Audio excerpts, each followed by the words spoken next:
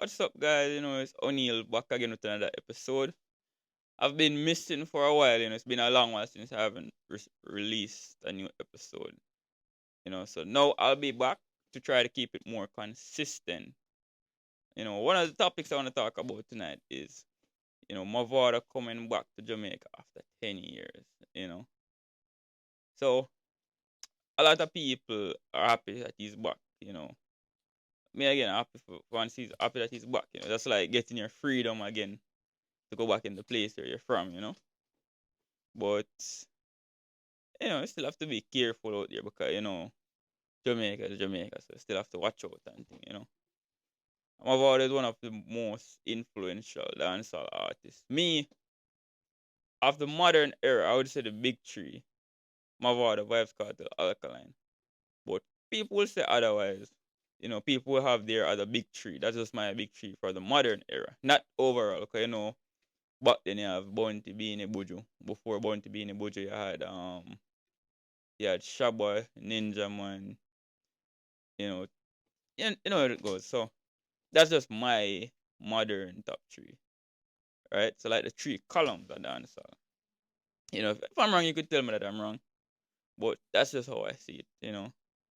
And so a lot of people have been speculating, saying other things about why he hasn't been back in such a long time. But the main reason was the thing that went down with his son. A warrant was put out for him as well. So now the warrant has been dropped and everything is good. So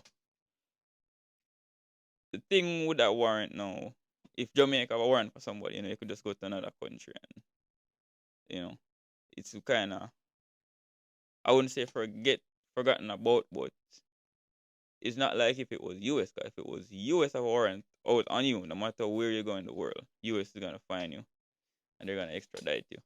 So that's one of the flip sides right there, you know. But let's talk about music. He's one of the biggest artists. When he just came out back in, I think it was around 2006, and the anger management rhythm. From them time they run the place for like a long while. It wasn't running the place single handedly because Cartel did the boat and thing, and then the infamous clash where to me I would say that's the biggest clash in dancehall history. But some people would say it's one of, not the biggest, but my views might be different from someone else's view. That's just my view, personally. You know. So now it said that he'll be having a show. Not sure when, but one thing I know, that show is gonna be a very big show. Cause a long time Jamaica don't see my award. I know you'll be bringing on some special guests on the show. A lot of people wondering if Alkaline is gonna be on the show, but if not Alkaline is if he's not on the show, it's still gonna be big. You know, because I remember going to New Rules where New York where it was Alkaline show. My brother was there performing a few other acts. So even if it's gonna be my brother show alone, it's gonna be big because my brother have a very big fan base. Like a lot of the elders them where I said gully from a long time. Just a lot of people who's a fan of my brother. Because he's a very versatile artist. More of a singer than a DJ. Because a singer, and it's why he has the name Singing Blacks before changing the name to Movado. So he's a very influential artist. Have a lot of um positive songs. Not just sing gun song alone. His voice is very unique. It's one of those voices where you can't say him sound like somebody or I try to borrow somebody's style. Just a unique style, never been seen before. You know. Nowadays, dancehall, a lot of these new artists nowadays, it's like them sound like somebody.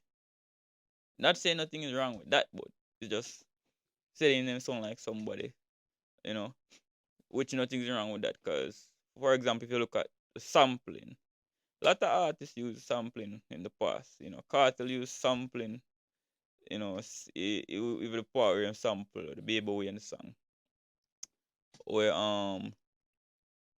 you might talk about him. I mean, the song basically, you want to say this is one of the truth.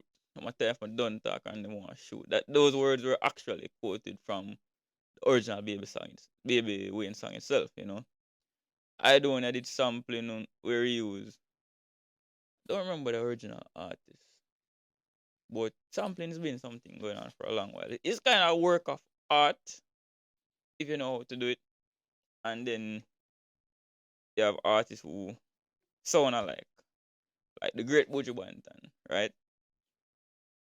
His voice is very similar to Terra Fabulous, because even the song Action with Nadine Sutherland, a lot of people think of Buju Banton, but it's not. It's actually Terra Fabulous. So back in the 90s, you had quite a few artists that kind of sound like Buju Banton. You had the Mega Banton, Buru Banton, I had a few more. So, not every artist's voice is like a one off. You see what I mean? Some of them kind of similar. It would be like somebody who sound exactly like somebody else but similarities. Some more unique, some more similar. It's just a part of it. But anyways, guys, thanks for tuning in with this episode. No, this has been kind of short, but you will be getting another episode from me soon and very soon. And any topics you'd like me to talk about, you could just leave it in the comments, and I'll definitely touch on that in the next episode. Peace out, guys.